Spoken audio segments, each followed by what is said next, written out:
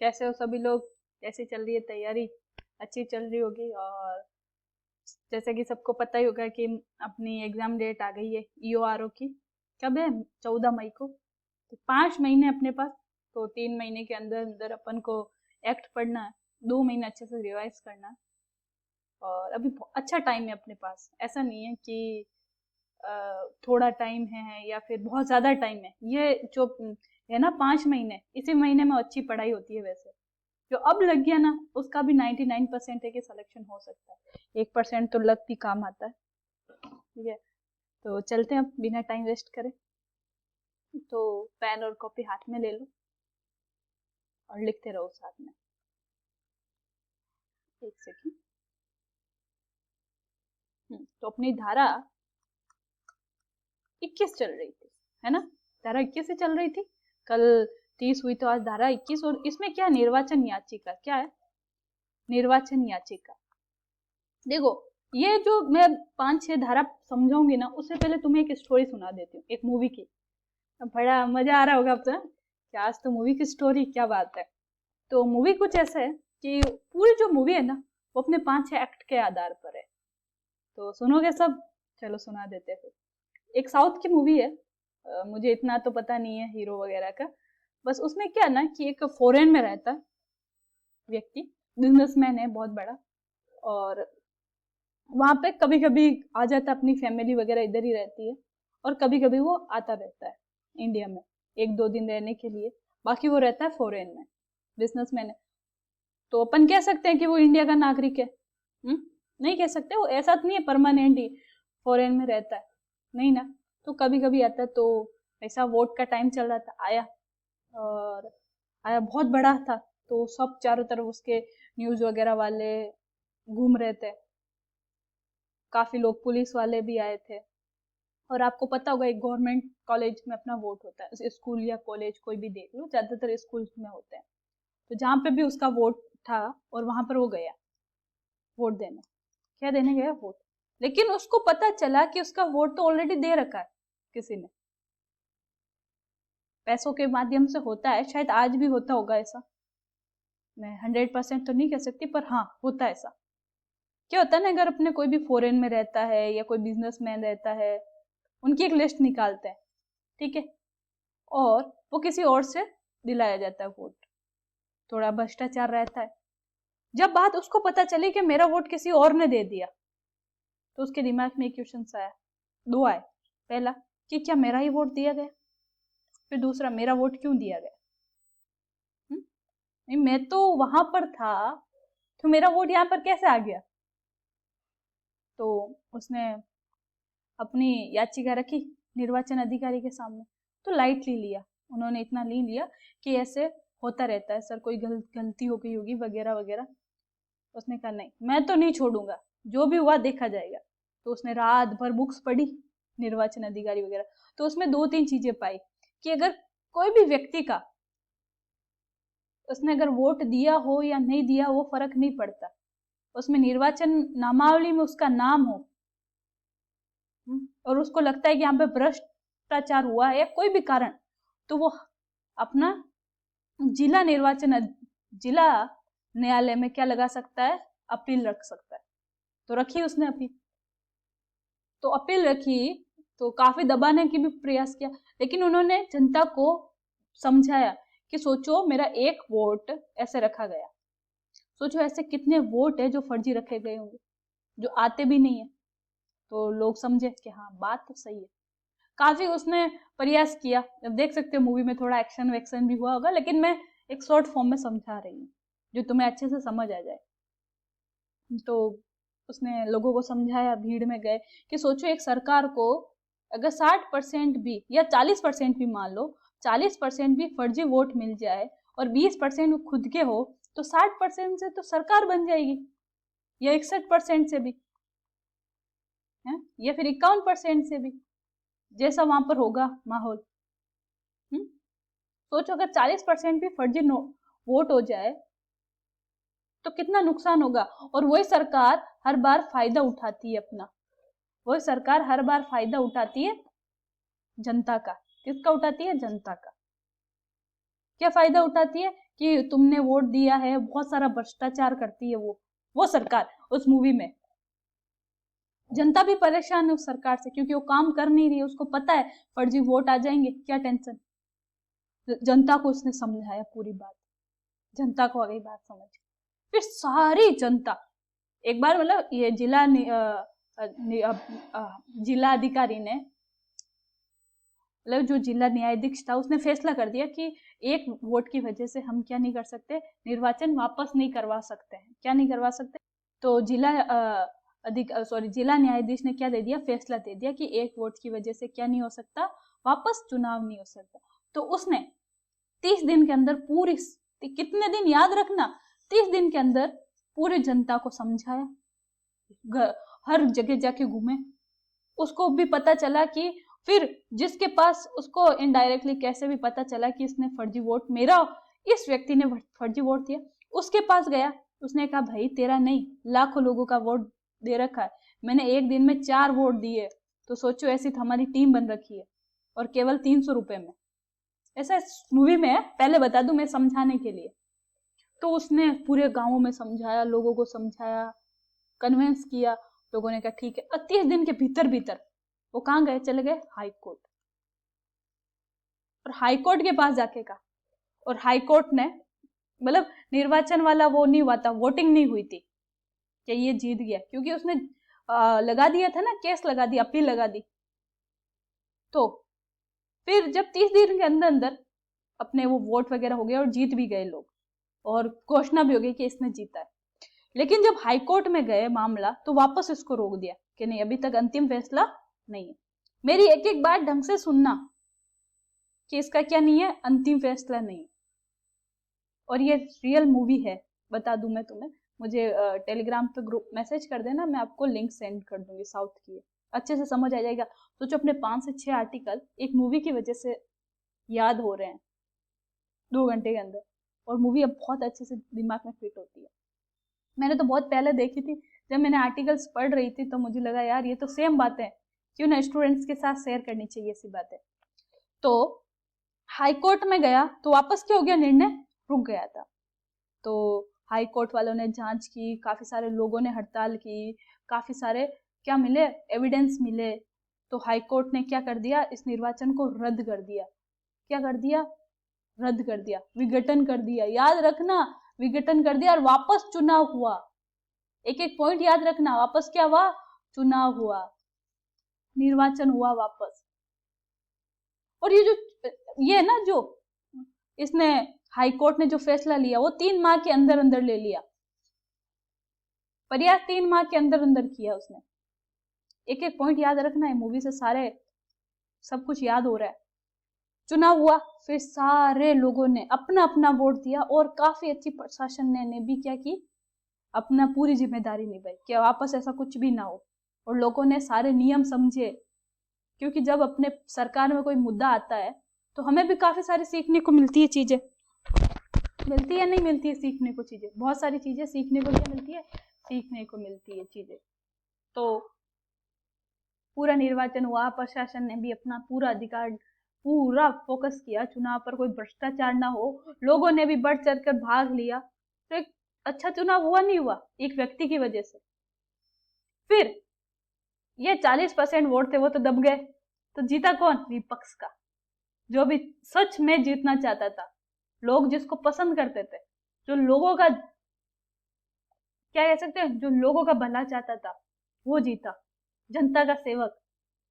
तो इस मूवी से क्या सीखने को मिला, कि ऐसे ऐसे कोई केस कर सकते हैं और वापस चुनाव हो सकता है। आगे बात समझ, अब पढ़ना है। आई थिंक आपको बहुत अच्छे से समझ आ गई, 7-8 मिनट में मैंने पूरी मूवी आपके सामने एक्सप्लेन कर दी। मुझे याद नहीं आ रही उस मूवी का, पर मुझे मैसेज कर देना, मैं आपको मूवी भेज दूंगी कौन सी वाली थी। क्या ना, यूं ही अपन मूवीज देखते हैं, इससे अच्छा कुछ अच्छी मूवीज देखो, 5-6 आर्टिकल्स याद हो सकते हैं। तो अपन निर्वाचन याचिका कौन कौन कर सकता है। तो पहली बात, और मैं तो ये सोच रही हूँ सारे आर्टिकल ऐसे कुछ याद करो, तो थोड़ा टाइम लगेगा स्टोरीज बनाने में, पर ठीक है, अच्छा रहेगा ऐसे।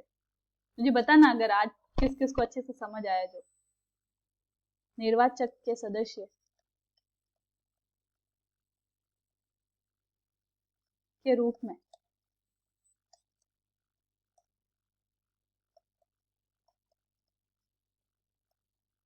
किसी व्यक्ति के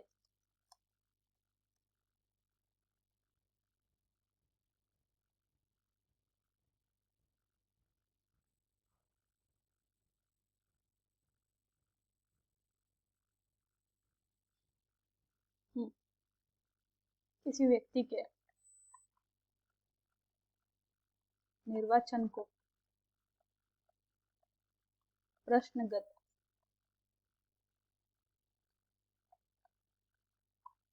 करने वाली निर्वाचन याचिका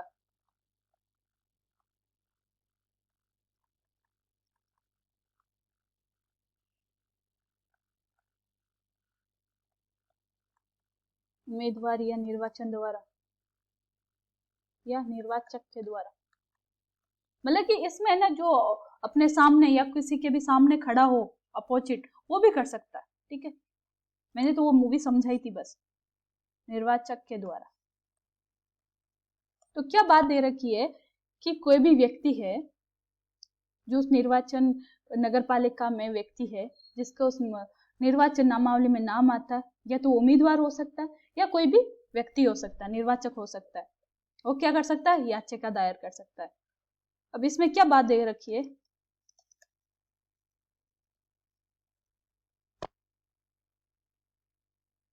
निर्वाचन की तारीख से, याद रखना ये पॉइंट, 1 माह के भीतर। कितने माह के भीतर? 1 माह के भीतर। कि आपने निर्वाचन जैसे कि आज हुआ है, सपोज करो आज 28 है, तो आज 28 को हुआ, 28 नवंबर को, तो अगली 28 दिसंबर से पहले पहले आपको अपील करना पड़ेगा, वरना फिर कुछ नहीं हो सकता। कितने माह के भीतर? 1 माह के भीतर उस नगर पालिका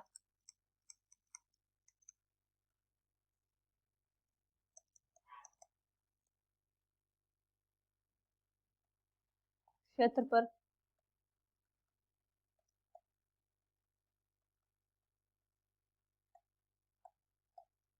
रखने आधिकारिकता रखने वाले जिला ने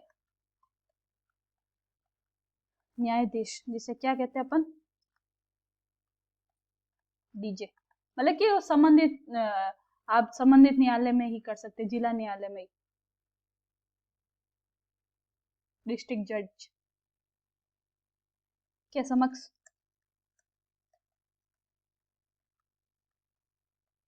पेश की जाएगी। आगे बात समझ कि कोई भी व्यक्ति उस नगर पालिका का व्यक्ति है जिसमें निर्वाचन में नाम है, या तो निर्वाचक हो सकता है या उम्मीदवार हो सकता है। और इसके अलावा 1 माह के भीतर आपको क्या करना पड़ेगा, संबंधित डिस्ट्रिक्ट जज कह सकते हैं, जिला कोर्ट में आप क्या करवा सकते हैं, अपील रख सकते हैं अपनी। पहली बात तो ये। अब स्पष्टीकरण क्या क्या है।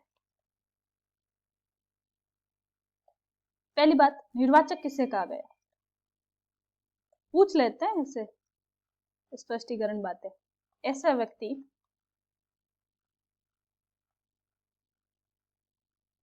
जो उस नगर पालिका, उस निर्वाचक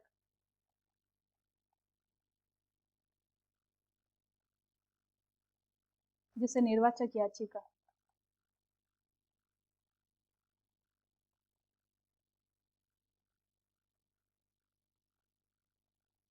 संबंधित है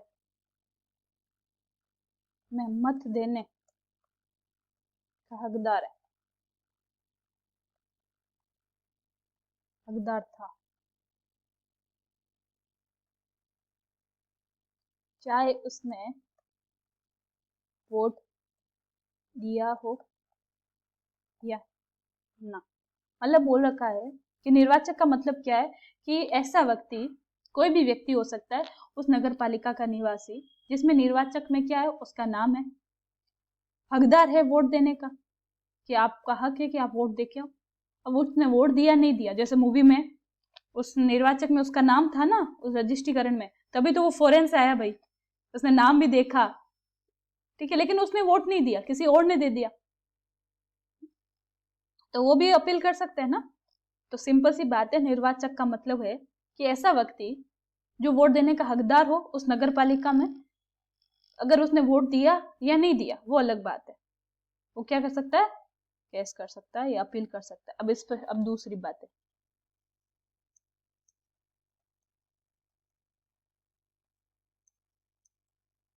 निर्वाचन याचिका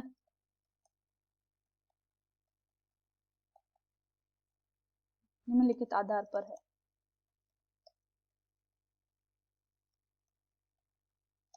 प्रस्तुत की जाएगी। अब बहुत सारे आधार भी है कि आप ऐसे ही मुंह उठा के ही नहीं कर दो कि हमें तो ये पसंद नहीं आया, क्या हमें तो ये पसंद ही नहीं आया, हम तो वोट दे नहीं दे, वो अलग बात। बहुत सारे मुद्दे होते हैं, जैसे कि उस मूवी में क्या मुद्दा था कि मेरा वोट किसी और ने दे दिया, ऐसे कितने लोगों का वोट दिया गया होगा।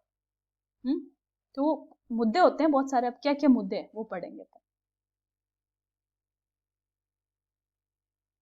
पहला,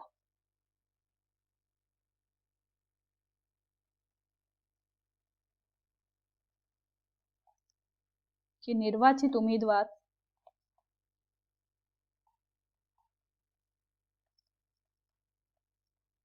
निर्वाचन की तारीख से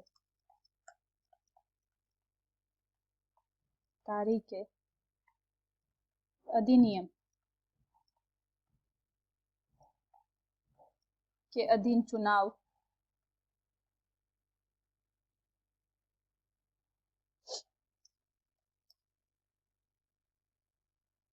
अधीन चुने हेतु योग्य नहीं था, ये अयोग्य था। मतलब ये कह रखा है कि जिस दिन चुनाव हुआ था, सपोज करो आज ही मान लो, और कोई व्यक्ति की उम्र पूरी नहीं हुई हो या कोई भी कारणवश कि उस पर पहले से कोई आरोपित है कि उसे 3 माह के लिए 4 माह के लिए निर्वाचन से रद्द किया, कोई भी अयोग्यता हो उसमें, जो उस दिन वो अयोग्य समझा जाए, तो अयोग्य व्यक्ति चुनाव कैसे लड़ सकता है, कैसे लड़ सकता है और कैसे जीत भी सकता है। तो ये गलत बात है ना। तो पहला पॉइंट तो ये। फिर दूसरा, कि निर्वाचित उम्मीदवार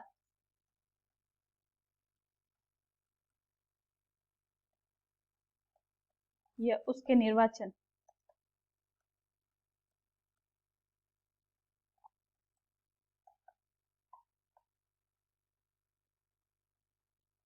अभिव्यक्तियां या उनकी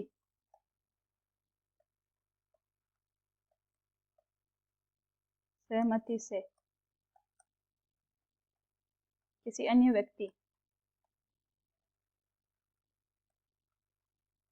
द्वारा धारा 29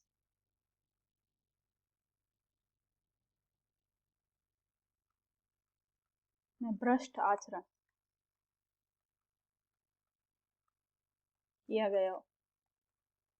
मैंने 29 में बताया था कि किसी धर्म के रिलेटेड कोई बातें हो, या किसी जाति के रिलेटेड कोई दबाव दे रहा हो, या कोई देवी देवताओं की बातें कर रहा हो कि अगर इसको वोट नहीं दिया तो आप पर ये देवी गुस्सा करेगी, प्रकोप करेगी।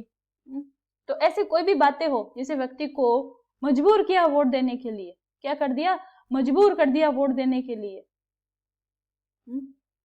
तो उस भ्रष्ट आचरण हुआ नहीं हुआ।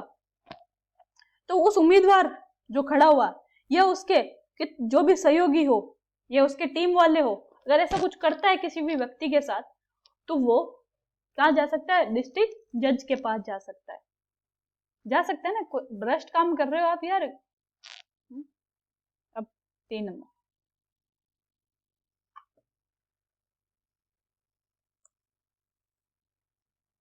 कि कोई नामांकन अनुचित रूप से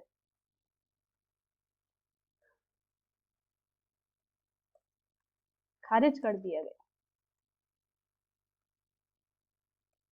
कि जैसे कि कोई भी नामांकन है, जैसे कोई रजिस्ट्रीकरण अधिकारी है, वो किसी का नाम लिखता है, और उसे एंड टाइम पर या कोई भी कहते हैं ये तो जैसे कि अपन देते ना कि कोई विपक्ष में देता है तो उसका नाम ही हटा दो, ये देगा ही कैसे।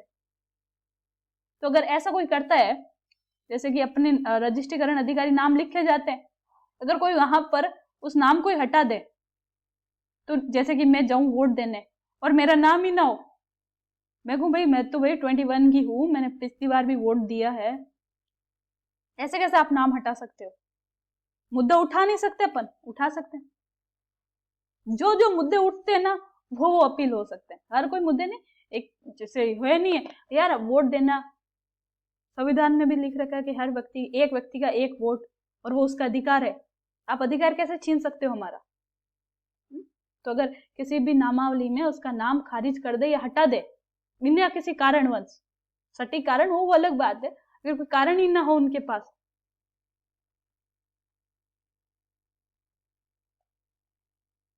फिर आगे लिखो डी कि निर्वाचन का परिणाम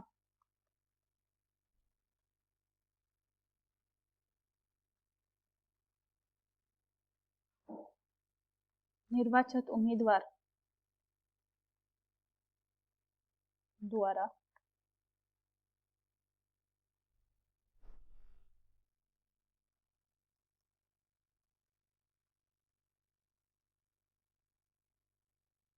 निम्नलिखित कारणों से तात्विक रूप से प्रभावित, मतलब तात्विक मतलब कि हाथों हाथ या उसके बाद प्रभावित किया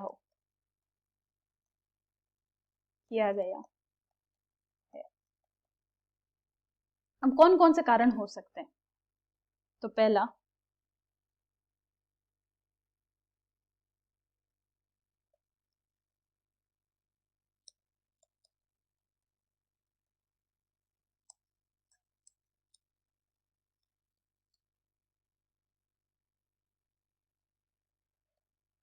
नामांकन की अनुसूचित स्वीकृति पर। दूसरा पॉइंट आगे लिखते, दूसरा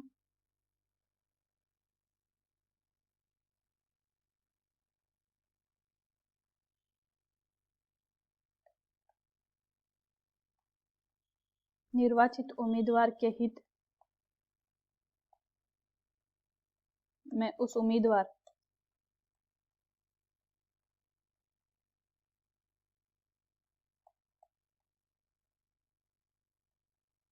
उसके अभिकर्ता, अभिकर्ता का मतलब टीम वाले, ये याद रखो, उसके टीम वाले, अभिकर्ता का मतलब उसके टीम वाले या उनकी सहमति, या तो उम्मीदवार या उसके टीम वाले या कोई भी सहमति देता है किसी और को, आगे बढ़ाता है, मारवाड़ी सब बढ़ाता है, जिम्मेदारी देता है, कार्य कर रहे व्यक्ति से भिन्न किसी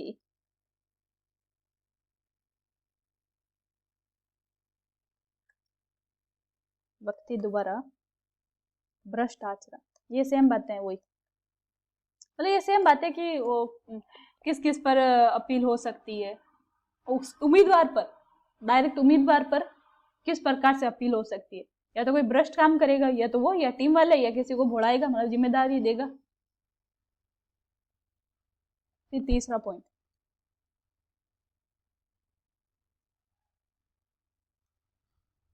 किसी मत को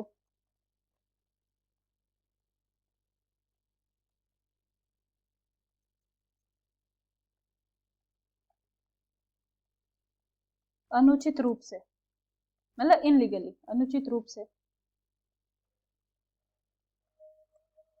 ग्रहण, नामंजूर या खारिज करके, या ऐसे मत को शून्य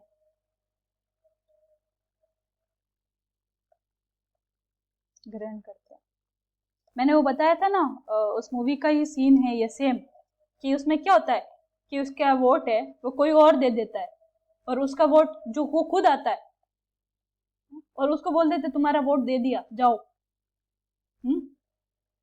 तो भाई अप्रत्यक्ष लीगली तो ग्रहण किया किसी का, उसका वोट ही नहीं लग रहा है दूसरे व्यक्ति का, वो है भी नहीं, फिर भी आप ग्रहण कर रहे हो उसका वोट, तो एक मुद्दा बन सकता है नहीं बन सकता? बन सकता है। फिर तीसरी पॉइंट, सॉरी फोर्थ पॉइंट, इस अधिनियम या अन्य नियमों या आदेशों का पालन ना करना।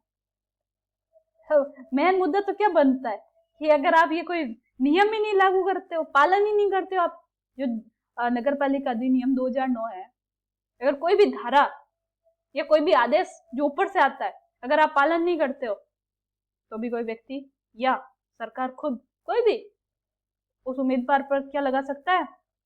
केस लगा सकता है। ये बातें तो उम्मीदवार पर थी। एक होता है पूरे निर्वाचन पर अपील करना और एक होता है उम्मीदवार पर अपील करना। तो ये जो 4-5 पॉइंट है वो एक उम्मीदवार पर अपील करने का है। बाकी अपन अब पढ़ेंगे जो ई है, सॉरी ई की वस्तुओं याचिकाकर्ता या किसी अन्य, बाहर बहुत डिस्टर्बेंस हो रहा है, शायद तुम्हें भी हो रहा होगा, तो इसीलिए मैं ये क्लास मुझे रोकना पड़ेगा बीच में ही, कि वस्तु याचिका या किसी अन्य उम्मीदवार ने विधिमान्य मतों का बहुमत प्राप्त किया था।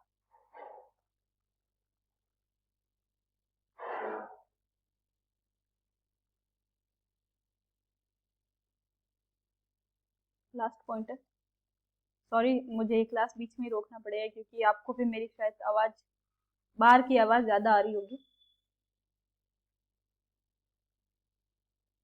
तो चलते हैं एफ, पॉइंट नंबर एफ।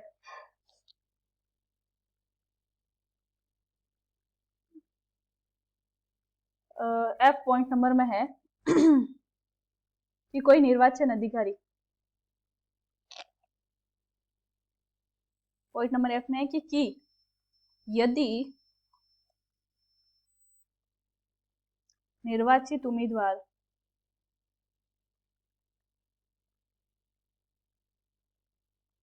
भ्रष्ट आचरण, ये सेम बात है, ये 4 पॉइंट फिर करा कर जो मैंने स्टार्टिंग में बताई थी स्टोरी, तो अगर वो याद करोगे तो सब कुछ याद हो ही जाएगा। और अगर उसकी स्टोरी की रियल किसी को चाहिए तो मुझे मैसेज कर देना। उम्मीदवार भ्रष्ट आचरण से मत प्राप्त नहीं करता तो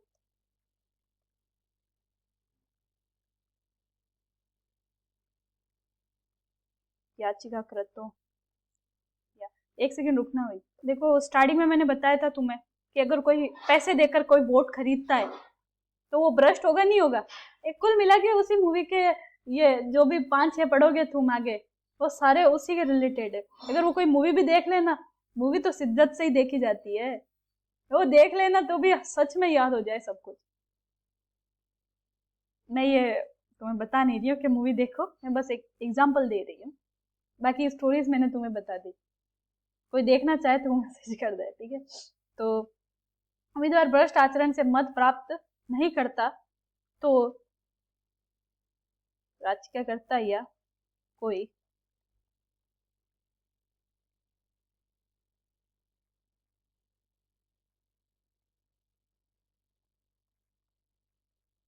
अन्य उम्मीदवार विधिमान्य मतों का बहुमत प्राप्त कर लेता है। सोचो एक व्यक्ति तो है, मैंने एग्जांपल दिया था, एक व्यक्ति जो ईमानदार है, एक व्यक्ति भ्रष्ट आचरण से वोट ले रहा है, तो मेरे को बताओ जीतेगा कौन? बी। तो भाई साहब इसका क्या दोष है? और इसमें रियल में इसके वोट ज्यादा आ रहे हैं और इसके भ्रष्ट ज्यादा आ रहे हैं, तो ये गलत है नहीं है? तो इस पर केस हो नहीं सकता? हो सकता है। और ये वापस चुनाव होगा नहीं होगा? हो सकता है। मैंने जो स्टोरी बताई ना सेम वही बातें फिर गिराकर। अब है आगे 32। क्या हो रहा है आज मेरे साथ?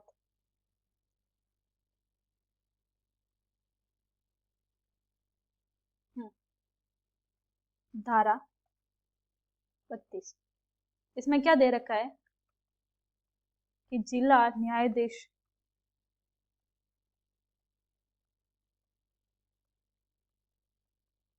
के आदेशों की अपील।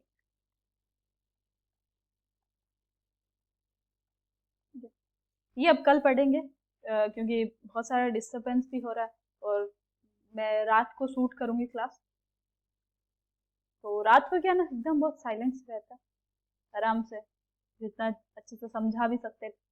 और बड़ी सर्दी आ रही है अभी तो थोड़ी सर्दी से बच के रहना, क्योंकि स्टूडेंट्स लाइफ में और कुछ हो ना हो फिर बीमार पड़ जाता है तो सबसे बड़ी दिक्कत है।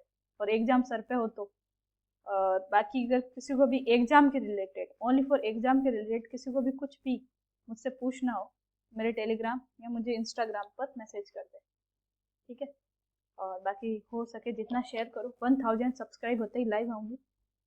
और लाइव क्लास में ना वो अलग रहता है, अपनी क्लास लंबी भी चली जाती है तो वो दिक्कत नहीं होगी। और क्लास या तो मॉर्निंग में जल्दी रखूंगी या नाइट में रखूंगी 8-9 बजे के बाद। इसमें क्या डिस्टर्बेंस नहीं रहता है ज़्यादा, ठीक है? Okay and all the best, thank you. और कैसे लगा मेरा स्टोरी टाइप का समझाने का वो भी मुझे कमेंट सेक्शन में बताना, ओके?